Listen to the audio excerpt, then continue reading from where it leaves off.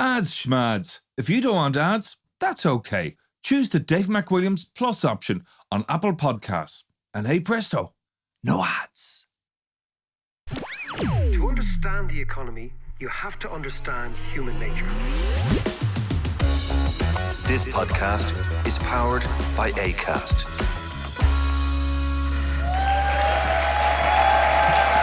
Wow, look at this. My God.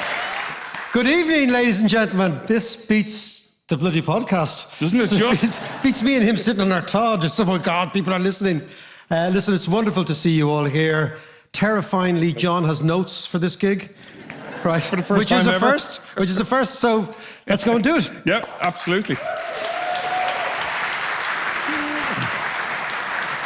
And actually, just on the podcast, I don't know if you know this, Mac, but we are up to something like over 25 million downloads. And that's all thanks to you. So thanks very much. Yeah.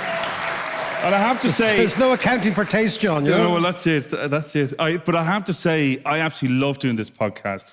Not least because I get to sit down with this fella every week and talk shite and have a bit of a laugh. No, it's educated stuff. It is, yes. Well, I feel like I'm an economic scholar at this stage. You are, John. You are.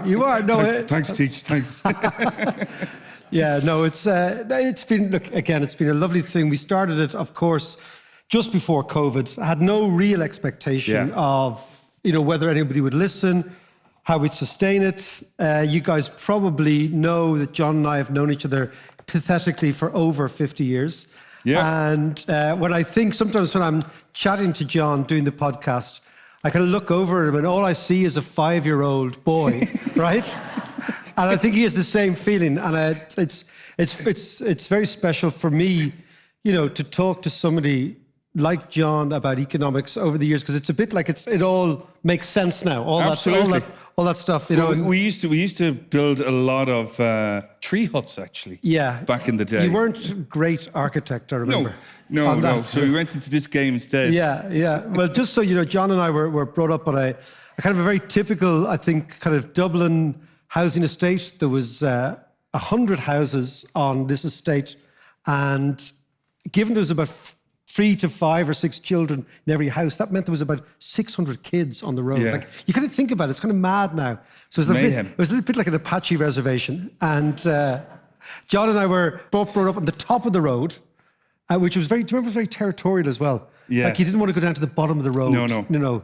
Just you'd be killed at the bottom of the road. People at the bottom. Yeah, exactly. And no, but it's been a lovely time. And again, as John said, that many million downloads is kind of mad, but we'll keep doing it. Yeah, no, but it's going well. But, in our usual kind of, we got together earlier on this week and we're kind of thinking about what are we going to do for the show? We're going to do a bit of this and a bit of that. Oh, I'll do this and I'll do that. And the usual whirl of ideas that goes through that fella's head. And so I've ended up with a huge list of stuff. I know, this is terrifying. Which I guarantee we won't get through it all, but we're going to give it a lash. Yeah. And we might bounce around a little bit, but that's, yeah. Great, okay. That's par for the course. But actually, first of all, what I do want to do is I want to say congratulations, David. Oh, my goodness, John. That's lovely. You have become a TED Talker.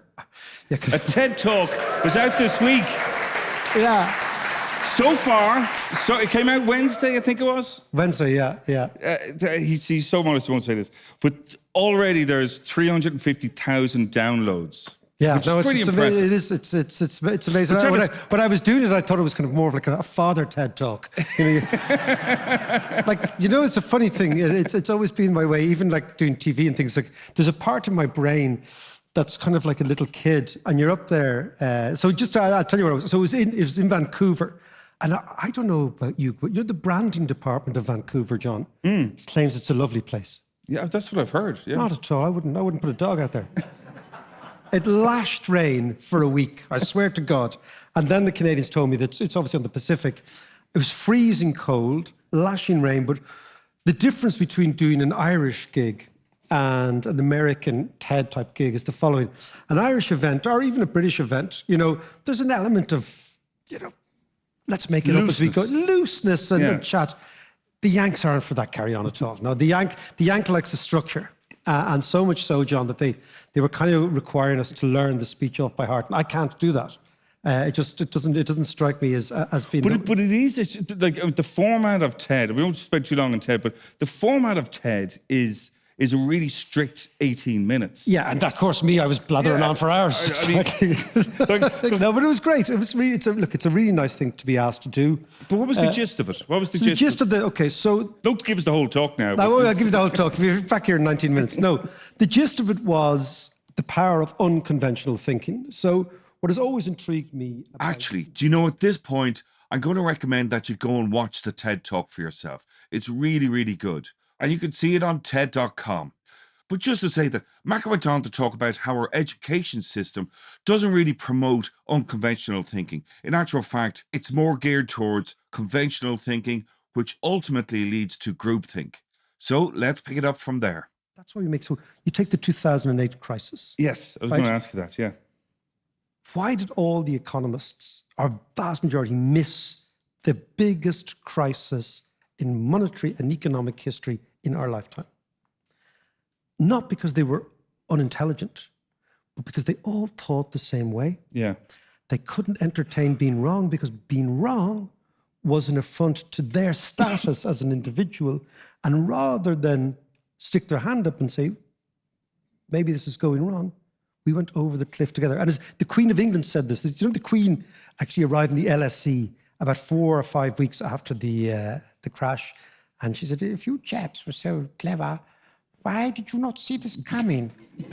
And it's a really fair point. It's a really fair question. And what she was saying is what's going on. So what I was are you trying saying to that say Yeats it's the opposite of Yeats is groupthink? What I'm saying is at tipping points, we should always try and move out of the tyranny of our peer group and embrace other people's ideas, embrace their worldview, and equip ourselves with something that's much more likely to reflect the panoply of humanity than the very narrow gauge view that unfortunately has become, I think, the calling card of my profession, economics. So doing something like, for example, this or the podcast in Kilkenomics is all about trying to look at the economic world a little bit differently. Absolutely. So it's our educational system is tending towards creating this kind of group thing and this institution. But can I just ask your point something out? You were part of that institutional thing. You were a central banker at one stage. Yeah, no, I was that kid, you know. But I mean, I think that sometimes when you're in the machine, things become apparent to you at quite a young age. Yeah. So how many years were you in the central bank? About 3 or 4. I left quite quickly. But it was at a time. This is the early 90s, wasn't it? Yes. So it was also at a time when you were. I'm right in saying that you were writing or helping write speeches for Bertie Ahern. No. This is a great myth of Ireland. It's and then slagging them off afterwards. Somebody writes something and then suddenly, no, because Bertie was actually the finance minister at the time. Actually, I'll tell you Bertie's story. Go on, tell us. So there was a big currency crisis in 1992. Yeah, you might have remembered. And Bertie was the finance minister, and we were in the central bank trying to write the position papers for everything and whatever. And I was the very junior on this team. And so basically what happened was the Irish government said, we're not going to devalue the currency. We're going to fight and we're going to spend the reserves. And the English had devalued and we were saying, we're not English. We're going to be like Germans and la, la, la. So we were spending lots and lots of reserves. And eventually the policy was defeated, right? And we devalued the currency. But Bertie at the time was the finance minister. And I'd never heard this syntax in Dublin before, the way he spoke. He came into a meeting and I was in the back and there was the senior economists. And Bertie looked at us and he said, if a how went in earlier, it would have went in quicker. Right? So get your head around that, right? If it had a went in earlier, it would have went in quicker, right? Now, what he meant by saying is, had we devalued earlier, the fall in the currency would have been more precipitous, right? Right. Okay. And I remember looking at him and thinking... Economic speech. But I remember looking at him and saying, wow, this guy actually creates a world around himself that is incomprehensible. Because he knew exactly what was going on. Yeah. But it was pretty. But I do remember I got one very good lesson in the central bank was also at the time there was this thing. The IMF have this thing called Article 4, and it means every year the IMF send out 2 delegates from Washington to try and write a report about 2 G-men. 2 G-men, yeah, exactly. And they look like Mormons, the pair of them, Right, yeah, big, long, like, that kind of American look. You feel they're going to sell you a Bible or something. Perfect teeth. Yeah, great teeth. Yeah. Oh, gorgeous teeth. Gorgeous teeth. I mean, the orthodontic bills alone, the small GDP of a small African country. And I remember this, and so the 2 Yanks come in and they're very, very confused because at the time we were trying to say in Ireland that there was no tax evasion in the country, right? But at the same time, we just issued an amnesty, right, for tax evaders, and we got loads of money in the back door, right?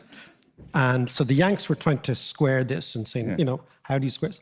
And there was one economist, older guy, and this is when you could smoke in your office. Right? Yeah. So there'll be 2 ashtrays full of major, right? Overflowing with major, and he does yellow fag fingers and the major fingers. Awesome. Yeah. Rockman's fingers. And the 2 Yanks are looking at him perplexed, and he says, "I can see that yous are perplexed, gentlemen." Spoke like Bertie then. He did. No, he was actually. There's a sort of a cadre of Northside economists who went to that school. What's it called? Where Charlie Haughey went in Fairview. Joey's. In Fairview, right? And of course, Blackrock College, boy, they hated me. God, no. They hated me. And God forbid, David. but he said, I remember he said, now you are perplexed, and I do see this in your eyes. He says, gentlemen, I'd like to give you some understanding. He said, and I was waiting for a pearl of wisdom to drop, and he said, the laws of economics, gentlemen, stop at Holyhead. I just thought, I love it. That's what I've learned in the Central Bank of Ireland. Well, I tell you, I do have to follow that with a story of Macker in the central bank. I was this early 90s, and I was in London at this stage, and I was working away, and I was back for a week, and I hadn't seen Mac in a while. So I said, you know what, I'll give him a shout. We'll go out for a pint after work. So I said I'd give him proper notice and give him a ring about 4 o'clock, pick him up about 5, all that kind of stuff. So I rang the central bank. Of course, this was a time when we didn't have mobile phones. So I whipped out the golden pages, find the central number for the central bank. There it is. Rang it up. Of course, what I didn't realise is that the reception closes at 4 o'clock. It's the civil service, John. Yeah, Come on. all over the country. You've got cinema to go to and pints to have. So it was manned by the security guard. And I rang the number, and the conversation went a little bit like this. Hello, Central Bank. Hi, is David McWilliams there, please? Who? David McWilliams? And he's rushing through his papers and trying to find numbers and couldn't find any. He's holding the phone out here and he shouts over to his mate across the hall and says, "Hey, Jimmy, who's David McWilliams?" And you hear this from the other side. And your man goes, "Oh, Redzer, the fella who walks around here thinking he owned the place." I go, yeah, that's him, yeah. No, he's long gone. And of course, it was like Tuesday, I think, which is movie afternoon. Movie afternoon. The Ambassador Cinema started at 4:10. And I was an addict to going to the movies in the afternoon. But come here. Come here. We'll come back to unconventional thinking and the power of it in a few minutes. But I do want to talk about another unconventional thinker that you draw on a lot, which is Mr. Jimmy Joyce. Yes, yeah. And by the way, before we get there, it is another congratulations to David. He got the James Joyce Award from the LNH and UCT.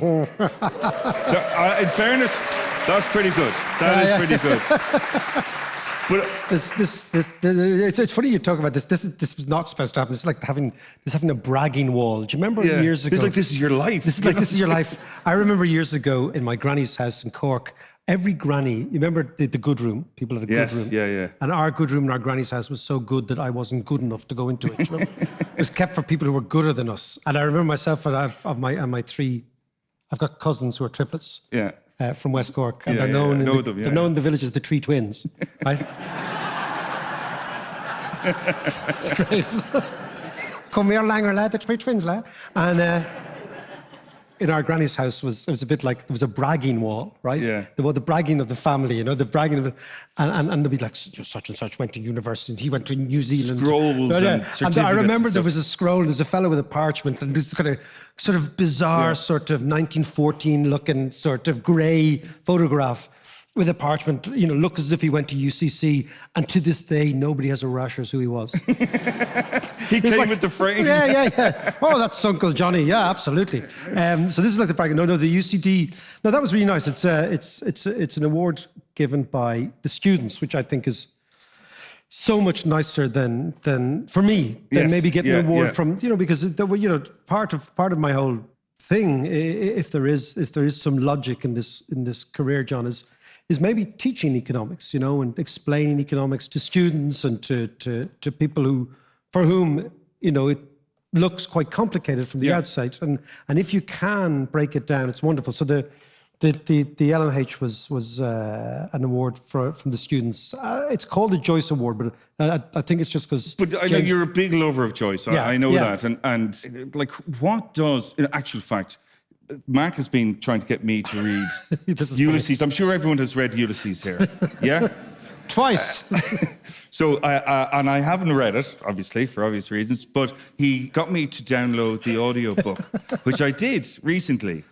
I'm still in chapter 1 because I keep falling asleep. And it's not because it's not a good book nor nothing.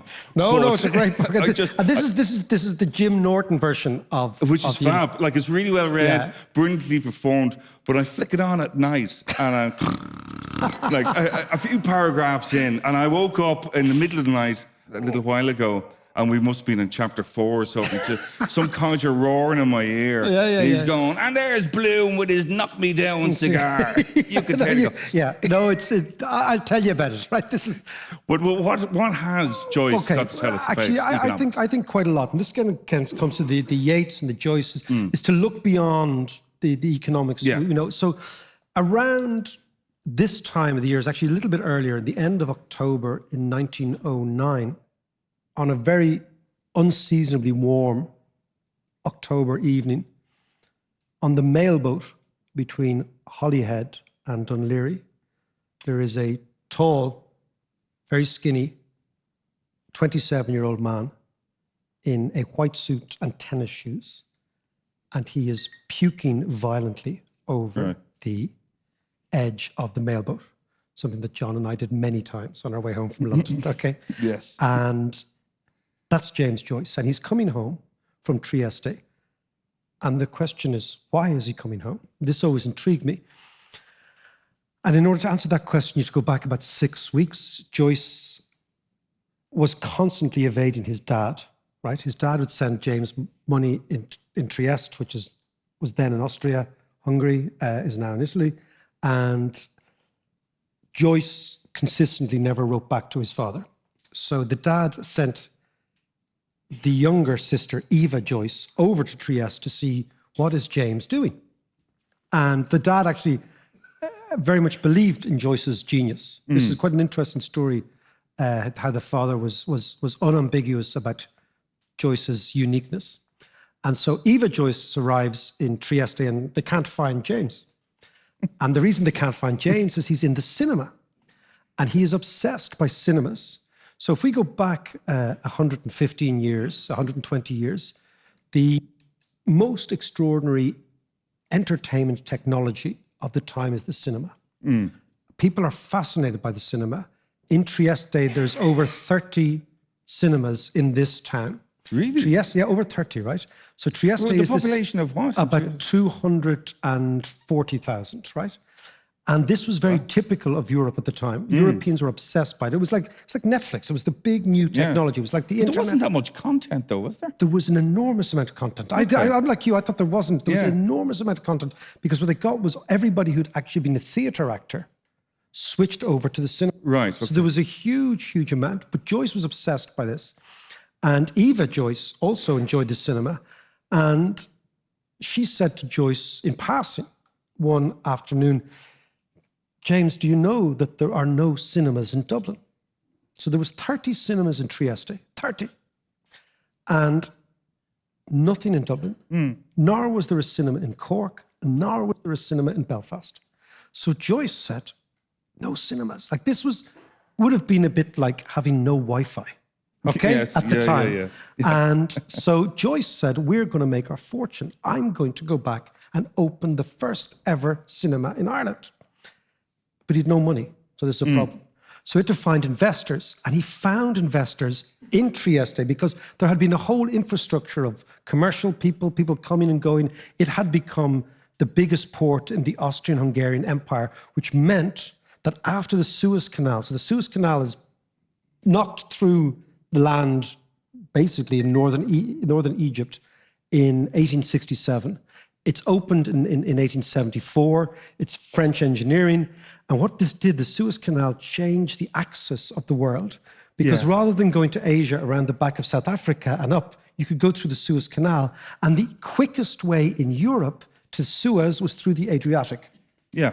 And Trieste was in the top of the Adriatic. So it profoundly changed the commercial geography of Europe. So Trieste is the big port and the only port of the Austrian Empire, which extended all the way into Galicia and Poland and Ukraine, right, was through this port. And Joyce, of course, wanted to be where the action is. This was a fantastic, it was full of money, etc. Anyway, he gets the money, he comes home, he sets up the first ever cinema in Ireland called the Volta Cinema.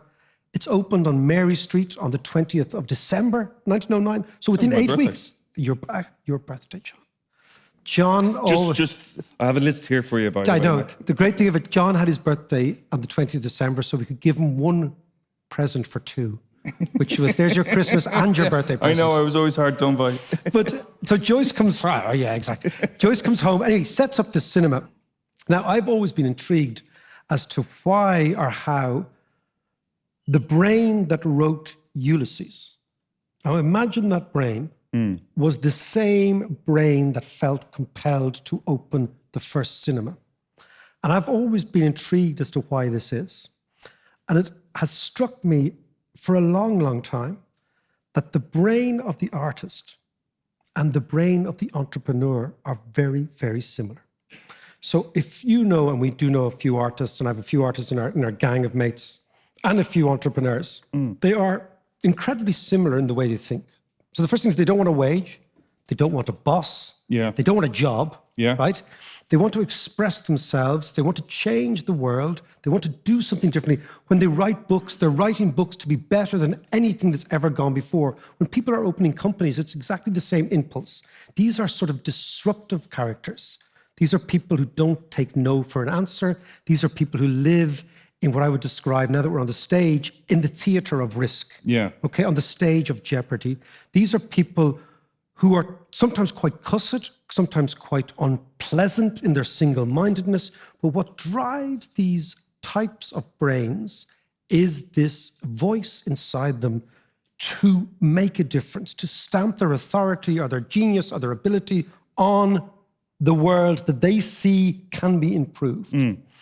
And because they tend to be typically disruptive people and dissenting people, people who dissent. So the average person who runs a small company is a dissenter. These are people who say, I don't want a job. I don't want to work for this. I want to do my own thing. And then it's always intrigued me is what happens to societies that engage with dissenting people, that embrace dissenting people. And if you go back in economic history, what you see is the societies that embrace dissenting people. And when I say dissenting people, it could be people who just want to express themselves. It could be culturally, artistically, it could be sexually, it could be emotionally, it could be anything. It's the idea of the tolerant society that embraces people who think, John, about the world differently, tends to be rewarded with a very vibrant and flamboyant economy. So you go back to, for example, the Dutch Republic of the early 17th century, what you see where our understanding of economics comes together in one society for the first time ever. What you see is the Dutch brought in Huguenots, they brought in Jewish dissenters, they were very, very open to all sorts of Protestant sects that were being persecuted everywhere. Amsterdam became this extraordinary city, the richest city in the world, by the way, Yeah. after this happened. Yeah. Extraordinary city, full of art. I mean, the Dutch masters, full of finance, full of economics, full of commerce. And then if you look at the types of people who the Dutch embraced, they were all dissenters. Now, this has fed into my understanding of how this society works. That people have always talked to me about why we are independent for 100 years odd this year. And John, when we were kids, we were born into this society. Why from 1922 to 1992 was Ireland the worst performing economy in Western Europe? Not the second worst, the third worst, the worst, right? Yeah, by a long way. By a huge way. And then why after that did Ireland turn around and in the last 20 years has been the best performing? Because these are the questions that should exercise you as an economist. Yeah. Why did this happen? And the typical economic view of Ireland is some fella called Lemass and some other lad called Whitaker did an essay, Yeah. right? This is the essay approach to economic development, right? And the essay said that we're going to be open, and that was in 1957. And from then on, Ireland started to grow. That's bullshit. That did not happen. Okay. The economy continued to go sideways and sideways for 40 years. And I believe it's the following. Go on. That dissenting societies that embrace different types of people tend to be commercially very, very flamboyant. And the reason that Ireland was backward commercially and economically was because we were dogmatic. We kicked out our dissenters. If you were gay, out you go. If you were divorced, I remember in Windsor Park, people used to whisper divorce. Your man's divorced. Yes, yeah. Right? Oh, So we were Jesus, friends. yeah. Okay, if you were, God forbid, you're a girl, you have an abortion, right? Anything that wasn't part of the mainstream dogmatic Going religious back to the thing. groupthink and the conventional So thinking what again, happened yeah. was all those dissenting creative people who found Ireland so suffocating in the 60s and 70s and in the 80s into Yeah, our yeah, generation, yeah. they left. They went to New York, they went to London, they went to wherever, and they brought their creativity with them. And so many of them have created a North. Think about the amazing amount of successful Irish people in the UK, in the US, right? Yeah. Why were they there? Because they were being given the latitude to breathe commercially, individually, true. emotionally, right? So it always struck me that the reason Ireland was backward had nothing to do with Lemass. And the reason Ireland was backward for so long was because we were dogmatic for so long. But what was the turning point then? The turning point was then gradually the society begins to open up in the 1990s. And gradually, we now know it in the legislation because we have it all, but we became accepting. I think we became a kinder society, a gentler got rid of the society. church? We got rid of the church. We got rid of the extraordinary baggage that forced people to be one type of Irish person. And as we know, there's thousands of types of Irish person. And once we said, you know what, you can hang here. You can do your thing. Yeah, We yeah, accept you.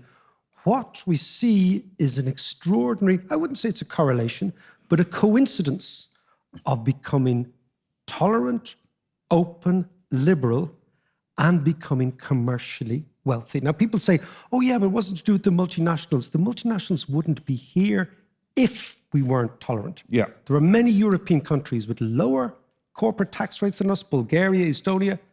They're not there. Why? Because they don't offer the package of a lifestyle that is based on liberalism. It was also and tolerance. education and language and that kind of stuff. But again, we educated people for export. So what we were doing, we were educating people in the 1960s and 70s, creating dissenters in their head through education. Then we were trying to funnel them into a dogmatic society, and they said, fuck this, we're leaving. Yeah. Right? Which is so once... We left in the 80s. We left in the 80s. So to get back to Joyce, right? The reason Joyce intrigues me is because the artist and the entrepreneur are essential creatures in the economic firmament to create the vibrancy, the dynamism, the creativity which propels forward the economy. When you kick them out, Yeah. as you see in all countries that are dogmatic, the economy goes backwards. When you open it up, the economy responds to the dynamism, the emotional, and the creative juices that flow from dissenters. This, I believe, is something that we don't study enough in economics. I think this is the reason, the proximate reason that Ireland is the country, the economy it is now, because the society has changed. James Joyce could live in Ireland now. He could never live in Ireland 100 years ago. True. Beckett could never live in Ireland 100 years ago. Mac, I'm kind of conscious of time. That's why my phone is beeping. It's not my mother, I hope. But I'm just conscious of time. I do want to move on. I knew we'd you got me going on these things. I knew it was going to go like this with the list of stuff. This is what Saturday mornings are like in my house when we record the podcast. And John's like, oh, Jesus, Mac, stop going on. Why don't you just go to McKenna's for a pint and relax? Your Joycean shite and your... Bukes and stuff.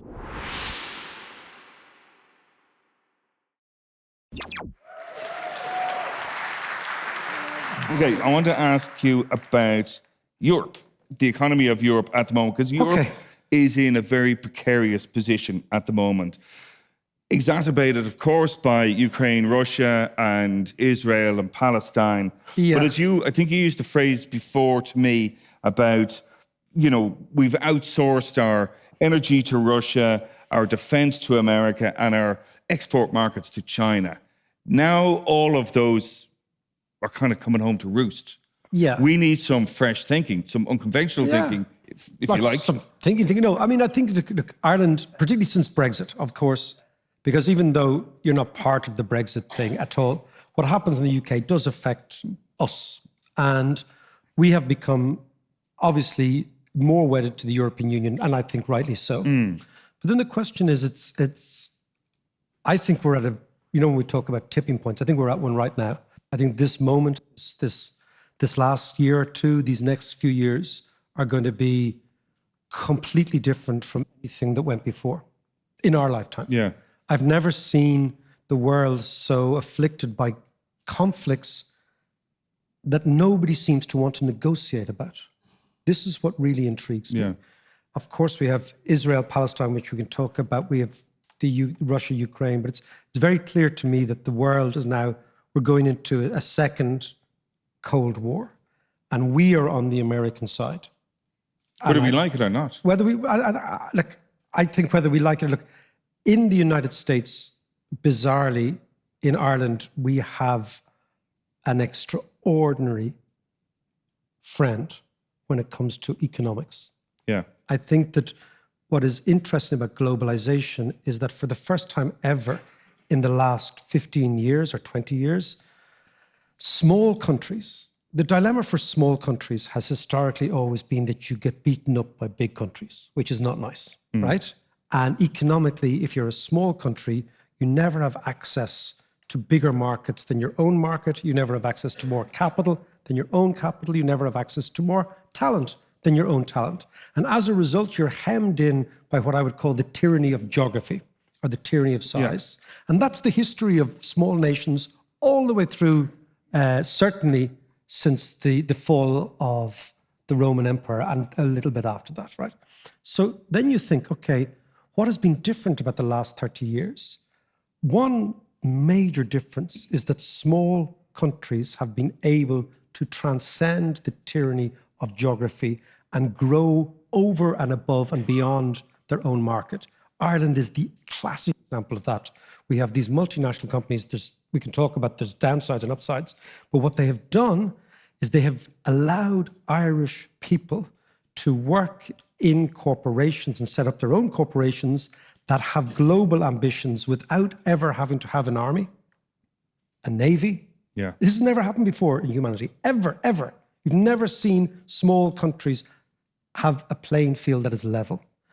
That's why when you look at the countries that have done well in the last 20 years, it's been small countries. Yeah. The countries that have done badly are the big ones, like Britain has done badly. Britain can't deal with the reality of globalization because for the first time, Britain isn't the top dog. Yeah. France can't deal. Look at the problems with European countries. Most of the countries that have problems, Italy, are countries that had a small or large imperial past.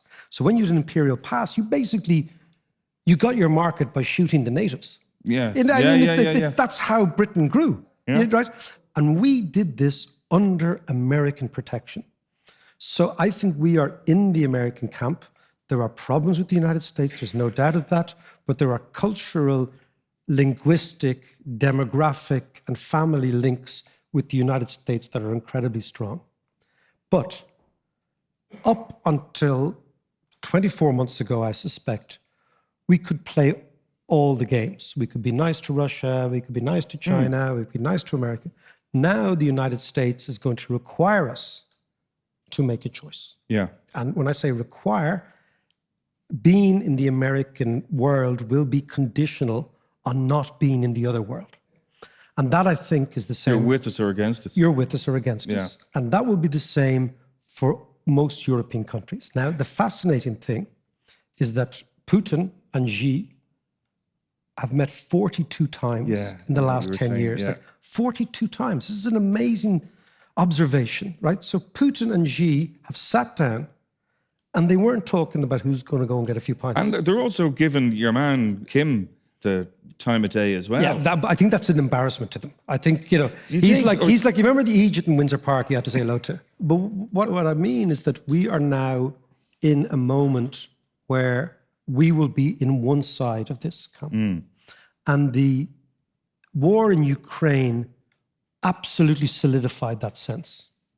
And I think Putin and Xi have been sitting there. Their narrative for the West is that we are decadent, we are weak, we are clearly unable to unify around any issue because we are so decadent and because we are so wealthy as an area.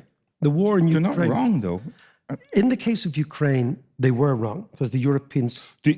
For Ukraine, but in a lot of the other issues that we're seeing now, for instance, Israel. Well, this is Palestine. the thing. So this is why there's many reasons we can talk about Israel and Palestine. The human rights abuse, the wholesale murder of children. But if you look at it from a geostrategic play, what Putin and Xi, but particularly Putin, have been looking for is what they call in politics a wedge issue, an issue that actually divides the West. Yeah. They were hoping that in Ukraine they would have the wedge issue. We'd all sit back and say, oh, don't worry, just take Ukraine. We didn't. So they miscalculated. But in Israel and Palestine, they have the issue because the street, and I mean the Irish street, is now at odds with the Irish government. The British street is at odds with. And so what we're seeing is a popular movement around sympathy for Palestinians, which is building into, I think, something much bigger than we think in the West. This is driving a wedge between America and Europe and within the European Union between various different states. And in Iran, Putin in particular has an attack dog, so to speak, because Iran controls Hezbollah. It finances not exclusively, but to a degree, Hamas. And what Putin has realized is this is the issue. And there's always an issue that divides people. And I think when you stand back and look at history, we are at this moment. So how does it end then? So what I think is that Xi and Putin, because when I say Xi and Putin, there's no doubt in my mind, Putin would never have risked invading Ukraine had he not at least got a tacit understanding from China. Russia without China is nothing, right? But with China, it's something huge. And with Iran, they can turn up and down the heat all they want. And turning up and down the heat, I don't think they give a damn really for Palestinian people. But I think what they do give a damn for, they give a damn for the United States. And the way they see this playing out is the following. Because the United States left, and you know I'm on Bernie Sanders. Yes. So I'm on the board of Bernie Sanders' think tank, which has been fascinating for me because it brings me into contact with the American trade union left, which I'd never known before. And They're very different too. yeah, there are trade unions here? They are very different. I tell you, I went to Bernie's think tank in Vermont about a year or two ago, and I was supposed to speak at about 2 p.m, and about 6 o'clock, we were still waiting to speak.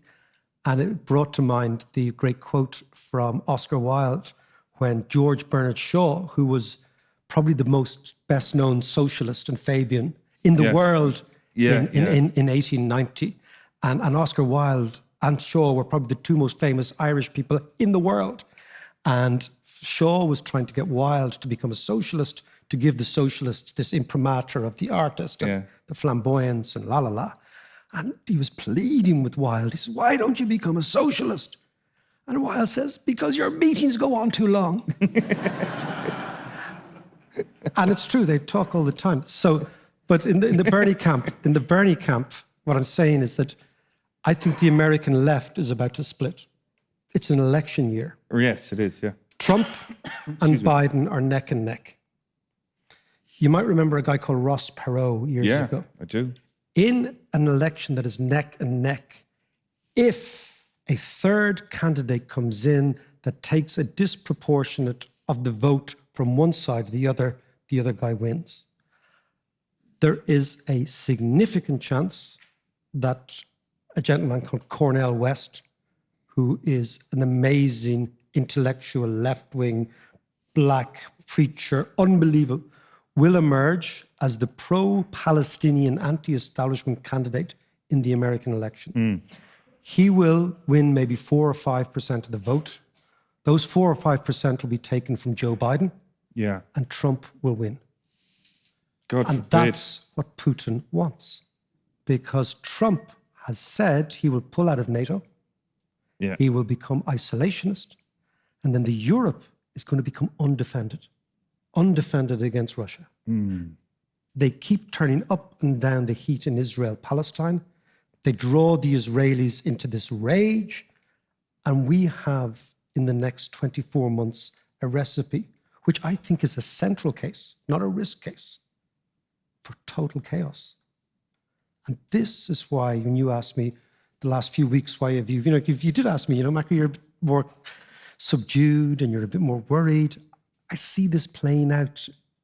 I see a playbook being played. And I see us in the West walking into a trap. And that trap will involve the emergence of Trump Part 2. It's like Freddy Krueger, the nightmare. Right? Yeah. But a Trump who will be totally different to the last Trump. The last Trump was a... Well, he's learned how to play the system now. He's unmasked. The last Trump was like, oh my God, this is me, I'm here, how did I get here, right? Yeah. This Trump, if Putin, via the Israelis, manages to split the democratic movement in America, there's nothing Biden can do. We're supposed to end on an up. All right, let's end it up. I'm afraid we are coming to the end, but let me ask you one last question then, and bring it back home to Sorry, Ireland. okay. What would be the key issue in Ireland at the moment? Like, for instance, we've got a huge budget surplus. And we've got loads, we don't know what to do with it. Yeah, and we don't know what to do. Where would you, if I was to hand you that 15 billion or whatever the hell it is, where would you spend it? Houses. It's so obvious. Like, most things are going right in this country. Yeah. Except for houses. And the economist, just so we'll end with an economist, who encapsulates for me the most interesting view on housing is a guy called Henry George. Yes. And Henry George wrote a book called Poverty and Progress in the 1880s, late 1880s. It became the second biggest selling book in America after the Bible in the 1890s. So this was not some small movement. This was a massive, massive popular movement. And George identified the abuse of land and property, but particularly land. And what he said was that a society will never become egalitarianly rich if land hoarding is allowed to flourish. And what he meant by this was that you look at it in Kilkenny, look at the amount of derelict buildings, right? And Kilkenny is by no means a poor example in Ireland, right?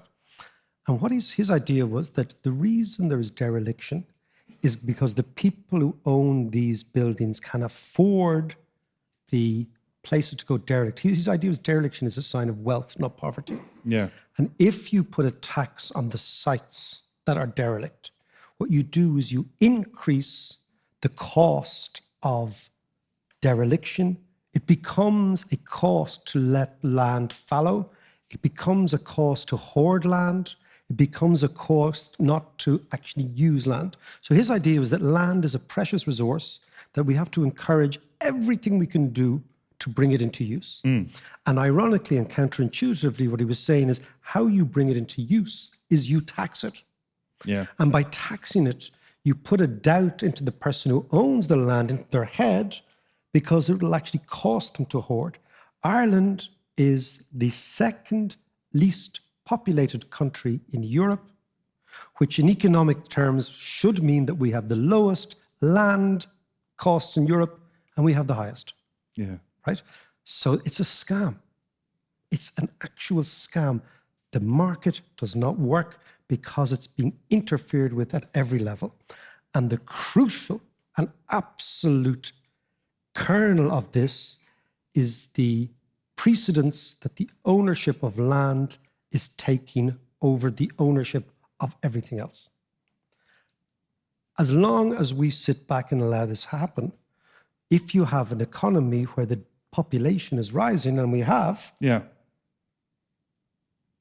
and you make it almost impossible to bring land into use, and you don't create the incentives to encourage bringing land into use, you will have house prices going through the roof. You add on top of that many generations of Irish people understanding that housing is a way to become wealthy, and you pit the society against each other, which is the following, I'll end here, is that we're a very strange society. Is when you don't own a house, you want house prices to fall. The minute you sign the contract to own the house, you want house prices to rise. So you're one and the same person, right? It's you, it's us. If we don't fix housing, the political pendulum will swing towards those who, in the Yeatsian example, remember Yeats said, the best lack all conviction, Yeah. allowing the worst with their passionate intensity to win the day. If the best people in society say, land, schmand, what am I worried about? I'm all right, Jack. This will create a political groundswell which will move the society towards the worst type of people who have passionate intensity in their aims. They have better slogans, they have worse thinking, and they emerge in the political process as a result of the best people doing nothing. That is why we should all read Yeats. Thank you very much, ladies and gentlemen. Well done, Mac. John Davis, ladies and gentlemen. Dave McWilliams. See you, bye-bye. See ya.